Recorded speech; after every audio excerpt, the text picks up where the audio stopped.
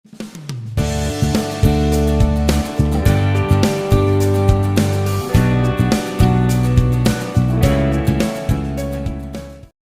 Hello అండి, welcome to కొండ official. ఇప్పుడు చూపించేది చిన్న ముక్కల ఆవకాయ. మనం ఎప్పుడు పెద్ద ముక్కల ఆవకాయ పెడుతున్నాం కాబట్టి ఇప్పుడైతే నేను చిన్న ముక్కల ఆవకాయ ఎలా పెట్టాలనేది చూపిస్తానండి. మామిడికాయలు తీసుకోవాలన్నమాట. మామిడికాయలు శుభ్రంగా నీటిలో వేసుకొని కడుక్కున్నాక మన క్లాత్ మీద ఆరేసుకోవాలండి. శుభ్రంగా ఆరిన తర్వాత ఇంకేమన్నా తడి ఉంటే కనుక క్లాత్తో శుభ్రంగా తుడిచేసుకొని చిన్న ముక్కలుగా అయితే కట్ చేసుకోవాలి. అంటే చిన్న ముక్కలు అంటే మరీ చిన్న ముక్కలు కాదు, అలానే పెద్ద ముక్కలు కాదండి, టెంకి లేకోకుండా మీడియం సైజులో కట్ చేసుకోవాలన్నమాట. ఇప్పుడైతే మా అమ్మగారు పసుపు మెంతిపిండి వేసిందండి ఫస్ట్ టబ్లో. తర్వాత కారం, బళ్ళారి కారం, గుంటూరు కారం సమానంగా పోస్తుంది అనమాట. మా అమ్మగారికి కాటాలు అవన్నీ పెట్టి చేయటం రాదండి. కొలతలు అంటే గిద్దతో అండి, చిన్న గిద్దతో కొలతలు పెట్టుకుంటుంది. అది 100 కిలోలు అవనివ్వండి, 200 కిలోలు అవ్వండి, అది ఎంత పచ్చడైనా సరే ఆ గిద్దతోనే పోస్తుంది అనమాట. ఆవుపిండి, కారం, ఉప్పు ఆ గిద్దతోనే పోసిద్ది, ఇంకేది పెట్టుకోదండి. మా అమ్మకి అలవాటు లేదనమాట ఏది కూడా. కాటా అంటే పక్కా కొలతలుగా కావాలి అంటే కనుక నాకు కామెంట్లో పెట్టండి. నేను ఇంట్లో అంటే మేము ఇంట్లో చేసేటప్పుడు మీకు కాటా పెట్టి చేస్తాండి. ఇదైతే కంపెనీ కాబట్టి మా అమ్మ గెద్దే అలవాటు కాబట్టి అక్కడ అది అలాగే చేసిద్ది. అంటే మళ్ళీ పచ్చడి తేడా రాకోకుండా గెద్దతోనే చేస్తుందండి. అందుకని నేను అక్కడ చూపించలేను. మీకు ఒకవేళ కావాలంటే కనుక కామెంట్లో పెట్టండి. నేను ఇంటికాడ అయితే నేను ఎలా చేస్తాను అనేది చేసి చూపిస్తానండి, వీడియో పెడతానన్నమాట. ఇప్పుడైతే ఆవు పిండి పోసుకుంటుందండి, అది కూడా అలాగే పోసిద్ది అనమాట. అన్నీ కూడా పక్కన చూడండి, పక్కన పోస్తుంది అనమాట. లెక్క అనేది ఒక్కటి కూడా మిస్ అవ్వకుండా పోస్తుంది అనమాట. అది కారం అయినా ఏదైనా సరే అలాగే పోసుకుంటుందండి. ఆమెకి ఎన్ని గిద్దలు అనేది లెక్క ఉంటుంది కాబట్టి అలా పోసుకుంటుంది అన్నమాట. నా వీడియో నచ్చితే కనుక ప్లీజ్ అండి సబ్స్క్రైబ్ చేయండి, లైక్ చేయండి, షేర్ చేయండి. ఇంకా చాలా రకాల పచ్చళ్ళు ఉన్నాయండి. అన్ని రకాల పచ్చళ్ళు పెట్టాలనేది నాకు కోరిక అండి, వీడియో చేసి పెట్టాలని. అందుకే యూట్యూబ్ ఛానల్ స్టార్ట్ చేశానండి. మీకు ఏ పికిల్ కావాలన్నా కూడా నాకు కామెంట్లో పెడితే నేను ఆ పికిల్ మా అమ్మగారి చేత చేపించి మీకు పెడతానండి. అన్ని పికిళ్ళు ఒకేలాగా ఉండవండి, కొంచెం కొంచెం తేడాగా ఉంటాయి అన్నమాట. కారం, ఉప్పు అవన్నీ ఒకటే అయినా ప్రొసీజర్ వేరుగా ఉంటుంది అన్నమాట.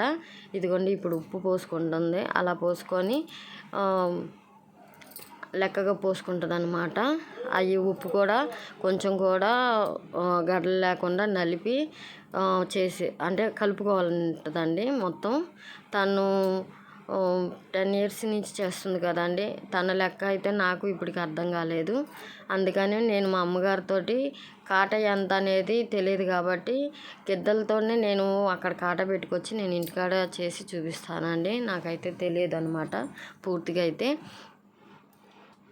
ఇదిగోండి చూడండి ఎలా పోసుకుందో. మళ్ళీ ఈ ముక్కలు నేను ఫుల్ వీడియో అంటే ముక్కలు కట్ చేసి కారం కలిపేంతవరకే తీసానండి. మళ్ళీ దీనికైతే తాలింపు వేసుకుంటాం. పెద్ద ఆవకాయకి అయితే తాలింపు వేసుకోమండి, దీనికైతే కంపల్సరీ తాలింపు వేసుకుంటాము. అంటే 3 రోజుల తర్వాత కలిపి మళ్ళీ అప్పుడు తాలింపు వేసుకుంటాం అన్నమాట. కొంచెం పచ్చడి తాలింపు వేస్తామండి, మిగతా పచ్చడి అంతా ప్యాకింగ్ చేసేసి ఫ్రిడ్జ్లో పెట్టేస్తాం అన్నమాట. ఎప్పటికప్పుడు ఫ్రెష్గా వేస్తామండి తాలింపు. వెల్లుల్లిపాయలు కావాలన్న వాళ్ళకి వెల్లుల్లిపాయలు వేసిస్తాము, లేకపోతే లేదండి. శనగ నూనె మేమైతే శనగ నూనె వాడతాము, శనగ నూనెతోనే పెడతామండి. ఎవరికైనా ఒకవేళ సపోజ్ పప్పు నూనెతో కావాలి అనుకుంటే పప్పు నూనెతో వేసిస్తామండి తాలింపు.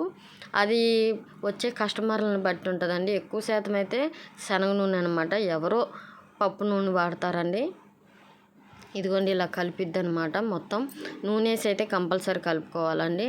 మనకు నూనె వేసుకొని కలిపితేనే మొక్కకి కారమైన, ఉప్పు అయినా ఏదైనా నీట్గా పట్టిద్దండి. మొక్కకి ఎటువంటి ఇది లేకుండా అంటే సమానంగా పట్టిద్ది అనమాట. చూడండి ఎలా కలుపుతుందో. నూనె మాత్రం పొడిగా లేకోకుండా తడిగా ఉండేటట్టే కలపాలండి. ఇప్పుడు అంటే నూనె సరిపోలేదండి, మళ్ళీ నూనె పోస్తుందన్నమాట. తను పోస్తుంది ఇప్పుడు మళ్ళీ. క్యాన్లో కొంచెమే ఉందని పోసిందనమాట. ఇప్పుడు డబ్బాలో నుంచి వంపుతామండి. మేమైతే డబ్బాలోకి పోసుకుంటాము. ఒక క్యాన్ అనేది కొంచెము పెట్టుకుంటామండి. చూడండి కొంచెం కూడా ఉప్పు అనేది అసలు గడ్డలుగా ఉండకూడదండి, లేకపోతే ఒకే చాట ఉండిపోద్ది ఉప్పు అంతా. ముక్క అయితే మళ్ళీ ఇదైపోద్ది. ముక్క కూడా మెత్తపడకుండా ఉండాలంటే బళ్ళారి కారం కానీ గుంటూరు కారం కానీ సమానంగా పోసుకోవాలి. ఒకవేళ మీకు గుంటూరు కారం ఎక్కువ వేసుకోవాలి, ఘాటు ఎక్కువ తినాలనుకుంటే బళ్ళారి కారం తక్కువ వేసుకోండి, గుంటూరు కారం ఎక్కువ వేసుకోండి. లేదు అనుకుంటే కారం తక్కువగా తినాలి అనుకుంటే కనుక బళ్ళారి కారం ఎక్కువ వేసుకోండి, గుంటూరు కారం తక్కువ వేసుకోండి. ఇదిగోండి ఇలా కలుపుతున్నారనమాట. మా అమ్మగారికి సపోర్ట్ మేము నలుగురు ఉంటాం అనమాట. మా అమ్మగారితో నేను తన కూతురునండి, నాతో పాటు ఇంకో ఇద్దరు కూడా ఉంటారు. మా అమ్మగారికి ఎవరో ఒకళ్ళు సపోర్ట్ అయితే వెళ్తామండి. ఎందుకంటే ఎక్కువ పచ్చడి కాబట్టి ఒకే మనిషి కలపాలంటే కష్టం కాబట్టి అందుకని ఎవరో ఒకళ్ళు మేము సపోర్ట్ వెళ్తామండి. ఇదిగోండి ఇలా పోసుకుంటాము. అంటే ఒకే టబ్బులో అంతా పచ్చడి కలవదండి, అందుకని సగము ఒక టబ్బులో సగం ఒక టబ్బులో కలుపుతాం అనమాట. ఆల్రెడీ కారం తీసి పక్కన పెట్టిందండి మా అమ్మగారు. ఇలా కలుపుకోవాలి అండి. ముక్కకి కారం మాత్రం బాగా పట్టాలండి, అంత ఇదిగా తిప్పుతూ కలపాలన్నమాట. తర్వాత టబ్బుల్లోకి అద్దాలండి. అద్దితేనే ముక్క బూజు పట్టకోకుండా ఉంటుందండి, నీట్గా ఉంటుంది అన్నమాట. కారం అన్నీ కూడా కరెక్ట్గా పడతాయి అన్నమాట. చూడండి ఇలాగ బాగా కలిపిన తర్వాత అద్దుతారనమాట. ఇలా సమానం చేసేసి అద్దాలన్నమాట. టబ్బుకేసి బాగా నొక్కాలన్నమాట. అది చూడండి ఆ టబ్లో కూడా వేసి కలిపేస్తుంది మా అమ్మగారు. నా వీడియో నచ్చితే కనుక ప్లీజ్ అండి సబ్స్క్రైబ్ చేయండి, లైక్ చేయండి, షేర్ చేయండి. ఇంకా చాలా రకాల పచ్చళ్ళు వీడియోలు తీసి పెట్టాలనుకుంటున్నాను అన్నమాట. మీ సపోర్ట్ అయితే కంపల్సరీ ఇవ్వండి నాకు. మా అమ్మగారు ప్రతి పచ్చడి చేసే విధానము మీకు చూపిస్తానండి. ఇలా నొక్కి చూడండి ఎలా పెడుతున్నారో. చాలా రకాల పచ్చళ్ళు ఉన్నాయండి, ఒకటని కాదు. ద్రాక్ష పచ్చడి ఉంది, జామకాయ పచ్చడి ఉంది, అన్ని రకాల పచ్చళ్ళు ఉన్నాయండి. మీకు ఏ పచ్చడి కావాలనేది కామెంట్లో పెట్టండి.